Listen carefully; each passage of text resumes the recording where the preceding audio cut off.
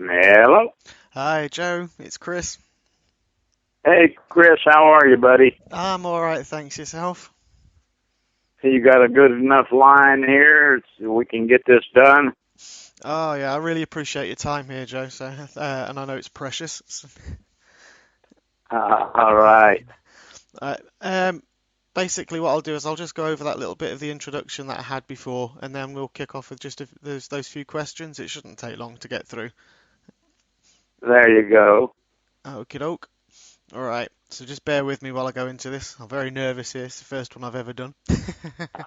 Uh, don't be nervous. Right. Okay. Okay, so the interview today has been held with Joseph Galloway, a man who holds a National Magazine Award for a cover article on US News of the Ia Drang battles in Vietnam, and the New Media Award of the National VFW for his coverage of the Persian Gulf War for US News. In 2002, he received the Robert Denig Award for Exceptional Service of the US Marine Corps Correspondents Association, and in 2006 received the Tex McCrory Award of the Congressional Medal of Honor Society. For his heroism in the 1965 Battle of Ia Drang, Joe was awarded a Bronze Star with Valor. This was awarded in 1998, and it was in the battle where Joe, as a journalist, repeatedly disregarded his own safety to rescue wounded Vietnam soldiers under fire. It stands as the only Bronze Star awarded by the Army to a citizen for actions in Vietnam. You might also be aware of Joe more recently through the film We Were Soldiers, which is based upon his book, which he co-wrote with Colonel Hal Moore, We Were Soldiers Once and Young, and his character was played by Barry Pepper. Joe. Good afternoon, and firstly may I, on behalf of myself and Mr. Clayton and the Macaulay Catholic High School in Doncaster, thank you for being kind enough to agree to take part in this interview. It's very much appreciated, and it's some... Carry on. Pleasure's all mine. Oh, it's ours, believe me, Joe. The pupils are actually showing a great degree of enthusiasm to hear this. Okay, so before I get on to the questions which have been asked by the students, could you be kind enough to give an overview of yourself, a brief synopsis, so to speak, of what your role in the Vietnam War was? I was a war correspondent. I worked for United Press International through 4 different tours in Vietnam, 1965 and 66, 1971, 1973, and 1975. And General Moore and I have gone back to Vietnam at least 5 times since the end of the war doing research on our books. So I went there as a reporter and photographer, and what I found was sometimes the events that you get caught up in are so overwhelming that you cannot simply, as a journalist, be a witness. When there are men hurt and dying, you have to put your camera down and lend a hand. Okay, thanks. That's yeah, I can imagine it's quite a harrowing situation if you have to say you've got a camera in your hand and you're seeing these guys getting shot at and everything. Right, okay, I'll just ask you some questions now. I think you've answered some of these anyway. So we'll just ask some of these questions which the kids have answered as well, and tailor them around. Uh, did All you right. did you believe in what the Americans were fighting for in Vietnam? Not particularly. I was sort of gung ho when I went. I volunteered. I begged and pleaded with my bosses at UPI to send me to Vietnam because I was afraid that my generation's war would come and go without me being there to cover it. So because of that, I ended up arriving, shortly after the first American Marines landed on the Asian mainland, the first ones since the Korean War. And I was just sure that we were going to clean this thing up when the Marines have landed, and it'll all be over in 6 months. And then on my first combat operation, I ended up carrying the bodies of 2 dead American advisors to the helicopter we came in on. and I saw an entire battalion of South Vietnamese troops that they had been advising. Every man dead. They were overrun, and I thought very hard on the way back in that helicopter with those two dead Americans, and I thought, you know, this is not going to be an easy war. It's not going to end quickly, and it may not end the way we think it will. And the longer I stayed, the more I saw, the more I realized that we simply, the American people, were not willing to invest what it would take for a complete military victory in Vietnam. It would have entailed a million American soldiers on the ground. As it was, we ended up with 550,000. And that wasn't enough to do it. It would have taken 1 million. We would have had to invade the North. And my grandchildren would be there today standing guard, and there would be guerrillas in the jungle shooting at them. Okay, that's very interesting, harrowing as well. So you early experiences were, as you say, seeing dead pretty much as soon as you got there. Then it was that must have been quite a shock. Rather quickly. Yeah. Rather quickly, and yes, it was a shock. Yeah, I can imagine that. How did you feel about the draft with the age of the guys being sent out there? Well, I was subject to the draft myself. I was after I had gone through the whole process, I was classified 1Y, which is less than 1A, and means that they won't come get you unless things really get dicey. But the kids who were turning up that first year were my age, 23, 22, and that kept getting lower and lower as the war went on, because we were drafting 20, at the height of it, 20 or 30,000 American boys every month, and most of them were sent straight to Vietnam. So eventually the average age drifted down to about 19. But there were some who snuck in who were 15 and 16 years of age. And I watched those boys. I marched alongside them. I watched them bleed and die.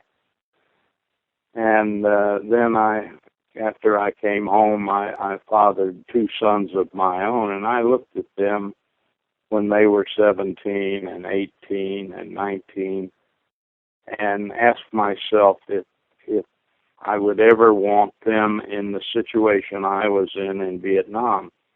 And the answer was a jolly no, thank you very much. I didn't think either one of them would have been up to it at that point in their lives, and yet we fought that war with boys just like them.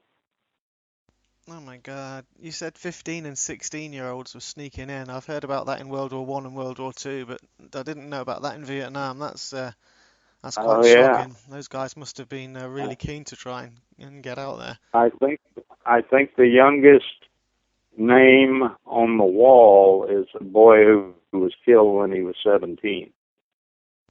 My God, that's in Vietnam. That is just shocking. I say one of the hobbies I'm in at the moment. I'm amongst a lot of kids who are like 17, 18-year-olds, and obviously the students that we're doing this interview for are about 16, 17. So I'm pretty sure it's going to hit hard at home for them hearing that at their age there are people, young men, sneaking out to fight this horrific war out there at the age they are. I don't think they could even contemplate that. There were probably 20,000 young Canadians who came across the border and enlisted in our army to fight in Vietnam. Wow. I know there are a few Brits out there as well, I've heard. There's some Brits out there. A lot of Brit correspondents were out there. Right, okay. I can imagine, yeah, so they'll probably want to get from BBC and World News, I guess. Oh, yeah. All the London dailies had correspondents there. Okay. Um, just looking back at some of these questions, that we're covering everything here, which is absolutely brilliant. Um, how did you feel about the Viet Cong and their tactics? You've already said that it was, it's quite hairy and scary out there. Well, it was very hairy out there. Um, were their Well, there tactics in the were Viet there Cong? were Did you think they were good, or there, there were two sets of people we were fighting. There were the Viet Cong, who were local boys who knew the ground, who the people would hide them. They knew all the trails. They knew where to run and hide, and where the tunnels were, and all that. And they were a really wily enemy. They would pop up and fire a few rounds at you, sniper like, and then scuttle off into the bush, and you'd send a whole battalion chasing after them, and all you got was tired and hot and sweaty and thirsty, because they just disappeared. They knew how to do that. The other people we fought there were North Vietnamese regular army. They were draftees too, but they were trained in a different school of warfare, and they had better equipment. And when you came up against a regiment of those guys, you knew you were in for it. But once again, they liked to fight near the border, and they would come in, and they really had the decision-making ability, if you will. They knew when the battle was going to start because they would start it. And they knew when it was going to end because they would quit and scoot across the border to sanctuary, and we couldn't pursue them. So there were two kinds of enemy there. After 1968 and the Tet Offensive, the Viet Cong were pretty much wiped out, and the war devolved to the North Vietnamese regulars, and that made for a tough rest of the war, let me assure you. Yeah, I can imagine. I've got I've got friends as well who served with the long-range recon patrols and the Rangers within Vietnam, and some of the stories I've heard them say as well. They were based up north Mm-hmm. mostly as well, and you're right. Obviously, you're right. You were there. Sorry about that. The North Vietnamese army, they were a machine. The way they used to come in, and I Oh think a lot of yeah. troops just didn't stand a chance. Like you say, they'd come in, they'd do quick search and destroy missions over the border, whoomp straight back over the border again, where you can't go and get them. Yeah. Well, you had tiny Yeah. MACV SOG teams, but I think they were so few in number, they wouldn't have done any damage whatsoever, or much damage at all.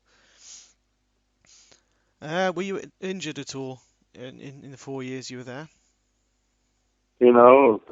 Thank God, no. That's good to I hear. was in the thickest, hottest battles where people were dying all around me at my right and left hand.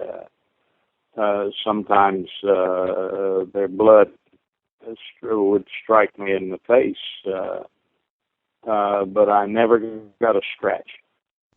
I Oh, never got a scratch. I guess the same thing that young soldiers think. You think you're bulletproof. You think you're immortal. That's why young men fight all of our wars. yeah, you get a sense of, yeah, as I say, a sense of bravery and bravado, don't you, when you're so young. It was fantastic that you didn't get Exactly. injured. You were very lucky there, especially with the Battle of Ia Drang as well, and some of the others that you were in amongst. It's amazing that you got out of that, which is and so grateful as well that you did manage to get out and tell your story like you did. Um, what did you feel the Vietnamese people? What did you feel about the Vietnamese people and the fact you couldn't tell who was Viet Cong or not? Because I guess that was very confusing as well. When you say they were villagers, you couldn't tell if they were villagers or they were actually Viet Cong. Well, I found the Vietnamese people to be very energetic,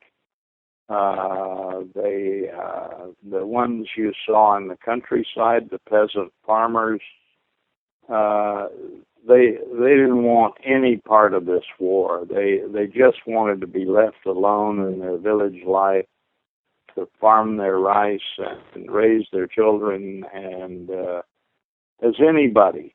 And they, of course, suffered the worst because they were caught in the middle. We came in the daytime and told them they'd be in trouble if they talked to the Viet Cong, and the Viet Cong would come at night, and if they suspected anybody in the village of cooperating with the Americans, they killed them. So in the cities, I found the Vietnamese to be, just remarkable people.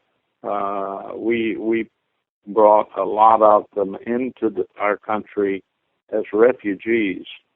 And if ever you've seen a people hit the ground running, they were working 2 and 3 jobs to get their kids through college, and they've made the finest injection of new blood we've had in this country of immigrants in 100 years.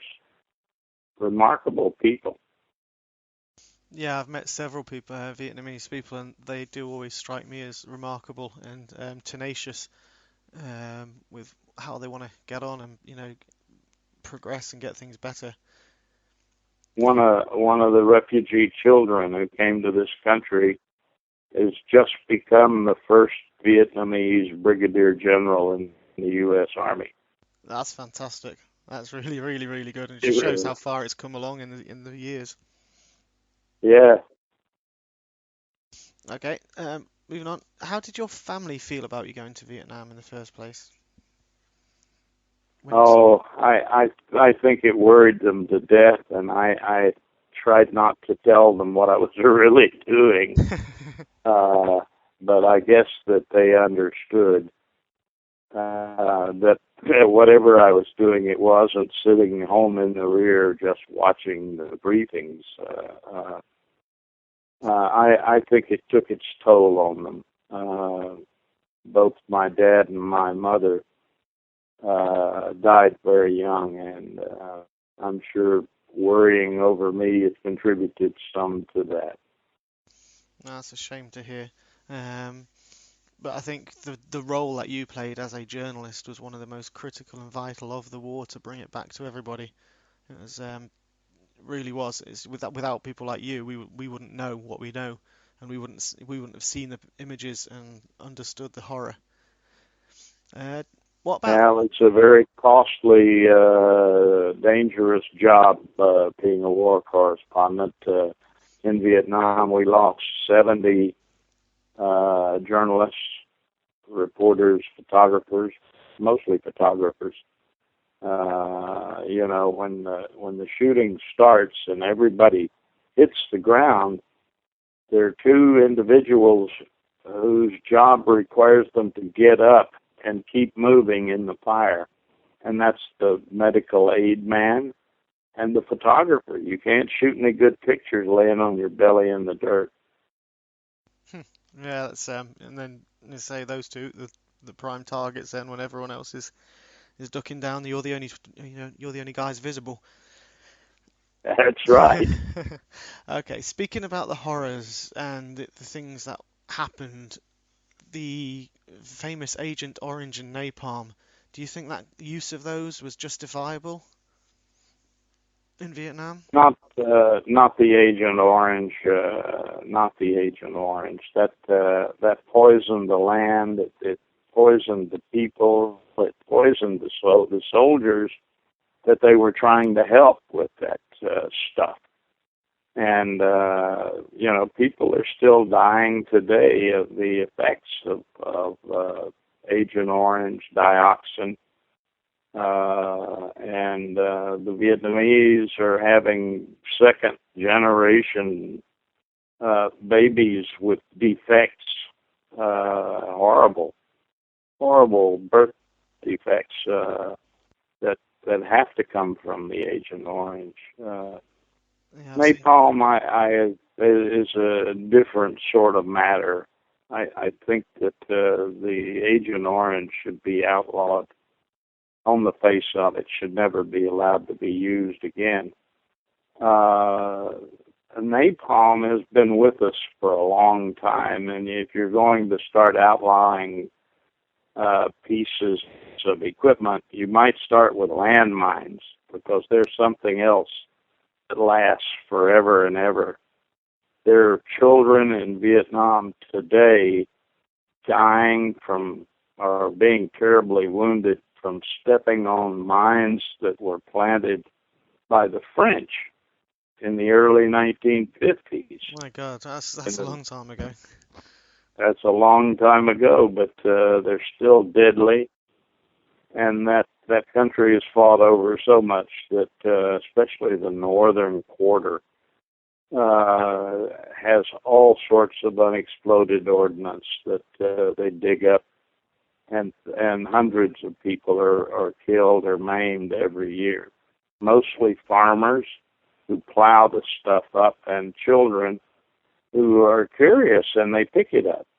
And so I would say I could absolutely vote in favor of outlawing landmines and Agent Orange.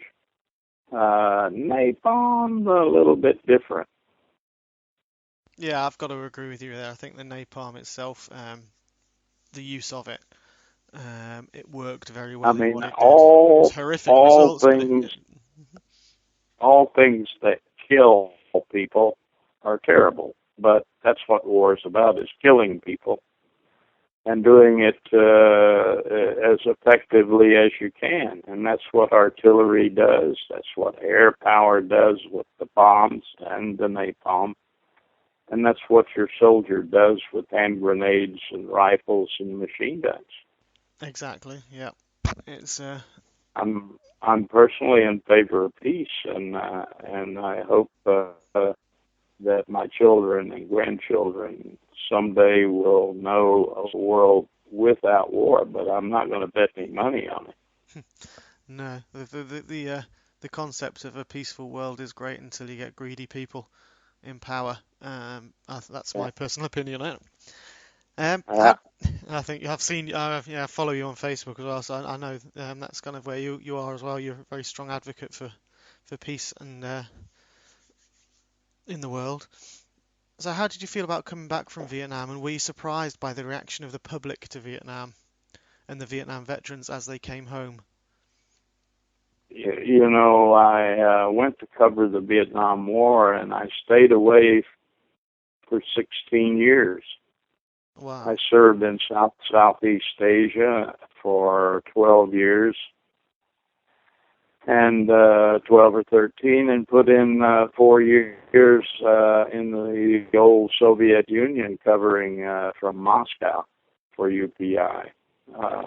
So I didn't see much of my country or what was going on. I read about it, of course, and when I finally did come back, I guess everybody had talked it out and didn't really want to know about it.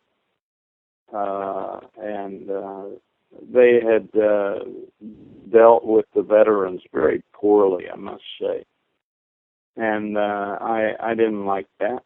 I don't like it to this day.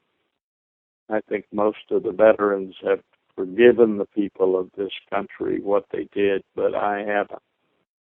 On their behalf, I'm still pissed.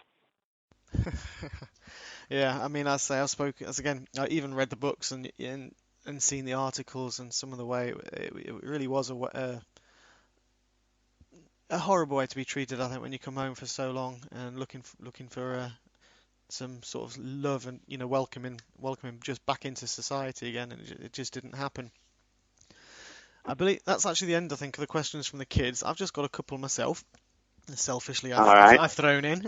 I've actually reading the book Delta Force, which was written by Charlie Beck, founder of Delta Force, who served out in his early days in Vietnam as well. And I found your name had surfaced in that book too.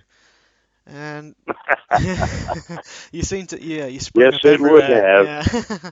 Yeah, I believe, if I've got this right, it was the Siege of Playmay, where it's a 5th Special Forces encampment, which is 40 clicks or kilometres south of Pleiku City. And on 19th of October 65, it was attacked by the 33rd People's Army of Vietnam, or NVA Regiment, and the 320th also moved into ambush. And you were on a chopper with Charlie Beck with reinforcements coming into that camp, is that correct?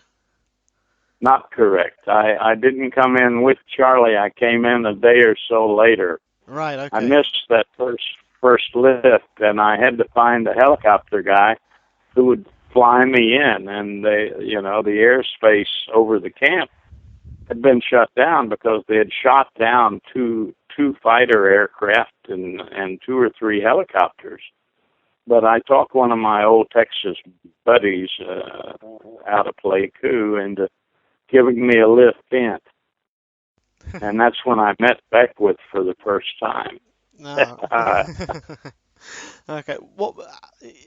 What motivation did you have for jumping onto a Huey riding into the heart of battle? It's not just for this one, it's obviously for all the battles that you go. It takes some kind of courage. I mean, obviously soldiers and the guys who fought had courage, but for you as a journalist and a photographer as well, to have that inner motivation just to jump on a helicopter and know you're going to go straight into the heart of a battle, what kind of pushes you to do that? Well, if I don't get in there, who's going to tell the story? If I don't get in there, or somebody like me doesn't get in there, even today, who's going to tell the story of how those men lived and fought and died? That's the job of a war correspondent, and the danger goes with it. I guess we all knew that we could be killed any minute, but we were young like the soldiers, and I have to tell you that I didn't find myself very often afraid after the Ia Drang. I mean, there must have been 1 million bullets fired in my direction, and not one of them scratched me. Yeah, I guess that leaves you with a So kind of a feeling of invincibility. I did think I was invincible, bulletproof, if you will. Speaking of the Battle of Ia Drang, I can't leave this conversation without asking you about. Obviously, I've read the book, which is very, very detailed and it is harrowing. But the movie itself, with regards to the film with Mel Gibson, how did you find it? Did you consider it a valid representation of the events there? Obviously Hollywoodized. You know, they captured the spirit of the thing fairly well. Overall, the general and I decided 75% reality, 25% Hollywood BS. And that's the reverse of normal for those folks in Hollywood, so I don't suppose we could complain, although the general and I, we're 100% sort of guys, and we weren't that happy.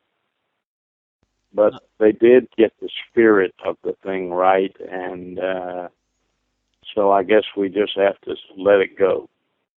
No, that's fair enough. I actually do consider it one of the best movies of the Vietnam War. There are some others which are smaller, lesser known ones, like 84 Charlie Mopic, I think, is one of the fine movie as well. But We Were Soldiers, I think, for telling, as someone who wasn't in the generation of Vietnam War and watching it, it did convey the emotion. I mean, I cry every time I watch that film. I really do. Not just actually the. Me too, and I've watched it 90 times, I guess. I can imagine. There's a different feeling for crying for you. That, as I say, with you actually, I guess it brings it all back. I say my wife cries as well. It's such an emotional film. I do, it really is one of the most powerful films, I think, depicting one battle out there to show people. I think people should watch it. Okay, that actually brings us to a close. So, Joe, it has been an absolute honour to be able to talk to you, and I cannot convey enough the thanks for your time and generosity in providing this testament for the students of the Macaulay Catholic High School in Doncaster, UK. And on behalf of them, I thank you for your service you've provided not only to your country, but to the world in the journalistic content that you've put out into the media and told us about the stories and told us about what happened out there and being a part of what you've done and the service that you've provided. I really do Well, thank you. It's been really good. thank you for interviewing me, and I send my best regards and the best of British luck to your young Catholic lads. Thanks, Joe. And I really appreciate your time. I know it's vital for you, so I really appreciate that. And it has been great talking to you. It's been brilliant. All right, I shall let you Take get. care. You too, Joe. I'll let you and your wife get on to your meeting that you've got to go to. Yeah, take care. You too. Thank you. Take care. Bye.